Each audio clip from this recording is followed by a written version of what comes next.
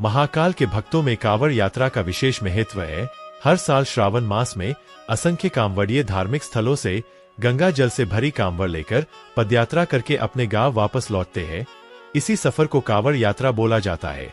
ऐसे ही महाकाल के एक भक्त भोलाराम ने सावन माह के प्रथम सप्ताह हरिद्वार से जल लेकर बाबा विश्वनाथ वाराणसी की तरफ पैदल यात्रा प्रारंभ करने का प्रण किया। यह कांवड़ यात्रा आज तक की सबसे लंबी दूरी की यात्रा बनने वाली थी। भोलाराम के इस ऐलान से आसपास के गांव में खलबली मच गई, क्योंकि भोलाराम शारीरिक तौर पर ज्यादा मजबूत नहीं था, लेकिन फिर भी उसने इतना बड़ा संकल्प कर लिया था कि जहां बड़े बड़े भक्त घुटने टेक दे, भोलाराम के परिवार वाले उसे समझाने की बहुत कोशिश करते हैं, लेकिन भोलाराम का संकल्प अटूट था। उसने ठान लिया था कि अब उसका कोई साथ दे या ना दे, वह कांवड़ लेकर अकेला ही जाएगा। भोलाराम की कांवड़ सजाने के लिए कई गांवों के लोग उपस्थित हुए थे। सभी भोलाराम का उत्साह बढ़ाते हैं। हालांकि भोलाराम को अपने महाकाल पर पूर्ण विश्वास था, इसलिए वह इस कबाड़ यात्रा के संकल्प को छोटा ही समझ रहा था। दरअसल वह पहली बार महाकाल की कांवड़ यात्रा में हिस्सा लेने जा रहा था और उसे अंदाजा भी नहीं था कि इस सफर में कितनी परेशानियां होने वाली है। भोलाराम अगली सुबह अपनी कांवड़ यात्रा अकेले ही प्रारंभ करता है।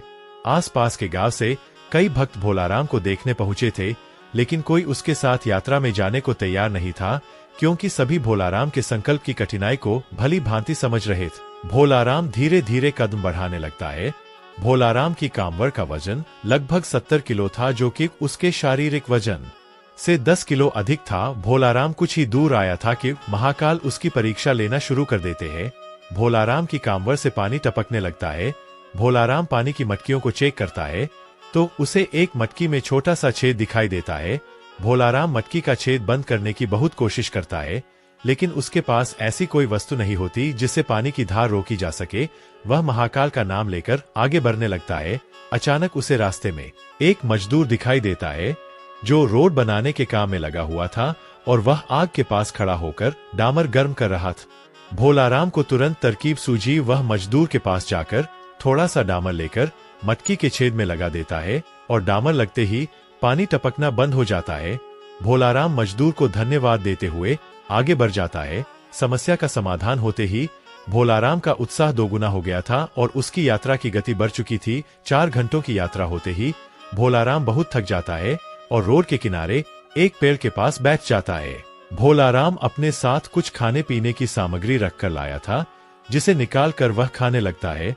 खाना खाने के बाद भोलाराम को नींद आ जाती है और वह पेड़ से टिक कर सो जाता है। उसी सड़क से 2 राहगीर गुजर रहे होते हैं। अचानक उनकी नजर भोलाराम पर पड़ती है। वह पेड़ से टिका हुआ सो रहा होता है और उसके बगल में एक थैला और कांवड़ रखी होती है। ये दोनों राहगीर आतन अपराधी थे। भोलाराम का थैला चोरी करने के विचार से दोनों उसकी तरफ बढ़ने लगते हैं।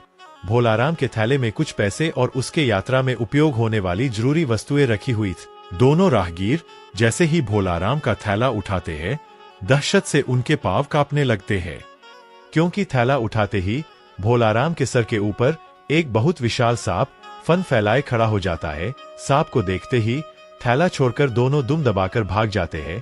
भोलाराम को सोते हुए पूरी रात गुजर जाती है।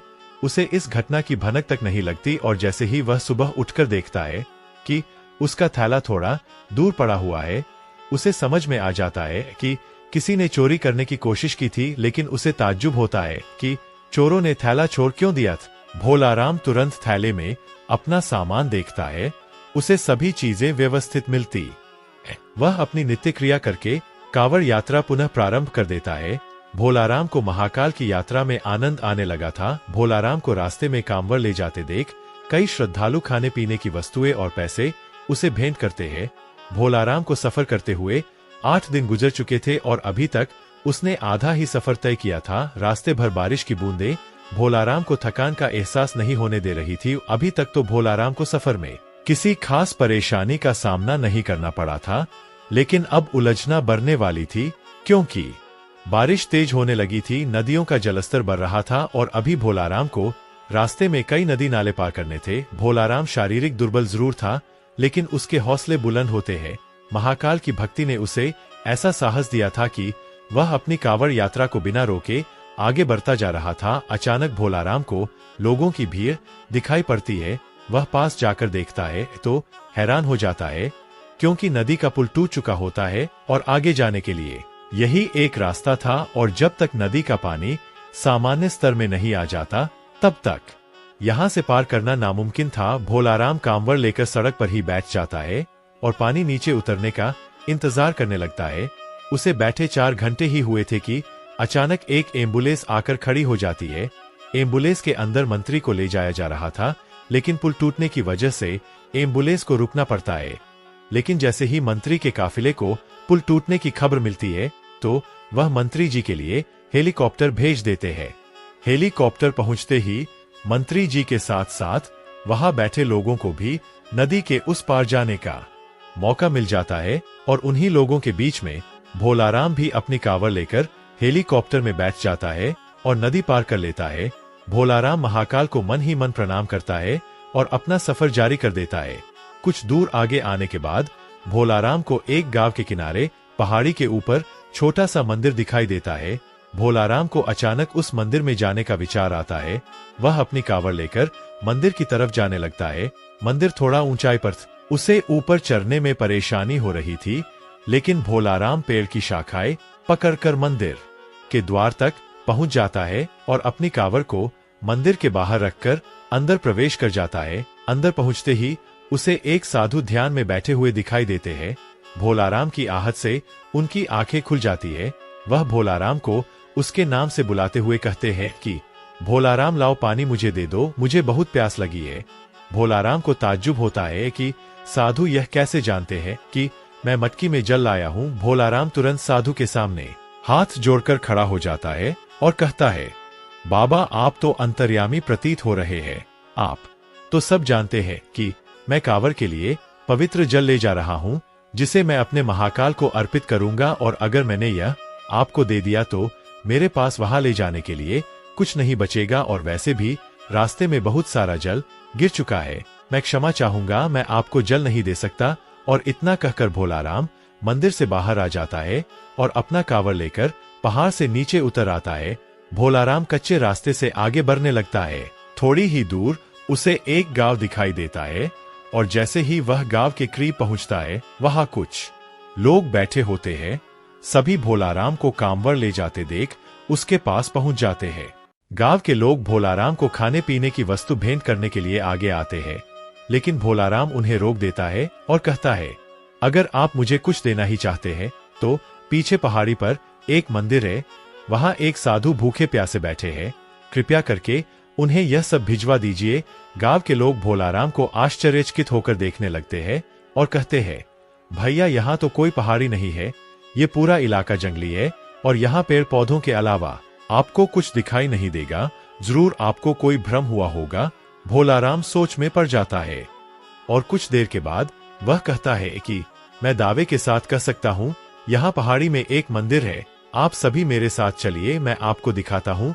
और भोलाराम सभी को लेकर पहाड़ी को खोजते हुए चलने लगता है, लेकिन उसे कुछ दूर आते ही एहसास होने लगता है कि वह गलत रास्ते जा रहा है, क्योंकि काफी देर तक चलते हुए उसे पहाड़ी दिखाई नहीं दे रही थी और यह रास्ता भी उसके लिए अनजाना सा लग रहा था। वह गांव वालों से तुरंत कहता है कि आपके गांव आने का इसके अलावा कोई और रास्ता है क्या?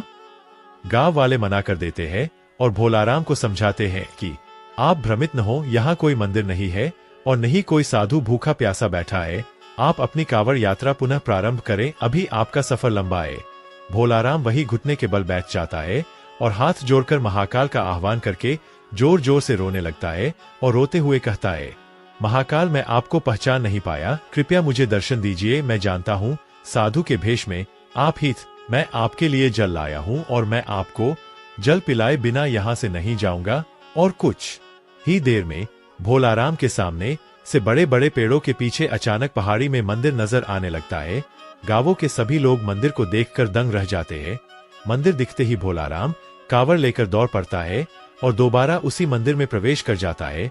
गांव के लोग पहाड़ी के नीचे खड़े होकर महाकाल की महिमा देख रहे होते हैं। मंदिर रहस्यमयी था, जिसे आज से पहले किसी ने नहीं देखा था। भोलाराम मंदिर के अंदर पहुंचते ही साधु के सामने अपनी कांवड़ रख देता है। साधु भोलाराम से कहते हैं, मेरे मस्तक में जल डालो, और जैसे ही भोलाराम मटकी से साधु के सर में जल डालता है। अचानक उसके सामने का नजारा बदल जाता है और वह वाराणसी की गंगा नदी के किनारे पहुंच चुका होता है। उसे कुछ समझ में नहीं आता, क्योंकि अभी यहां तक पहुंचने के लिए उसे 5 दिन का सफर और करना था, लेकिन यह सफर पलक झपकते ही पूरा हो चुका था। महाकाल की महिमा को वह समझ चुका था। भोलाराम की आंखों में आंसू आ जाते हैं और वह गंगा नदी के किनारे महाकाल के ध्यान में बैठ जाता है। भोलाराम की कांवड़ यात्रा स्वयं महाकाल ने संपन्न की थी, जिससे भोलाराम का जीवन धन्य हो गया था और उसकी कांवड़ यात्रा पूरी होते ही महाकाल की कहानी गाथा समाप्त हो जाती है। अगर आपको कथा अच्छी लगी हो तो चैनल को सब्सक्राइब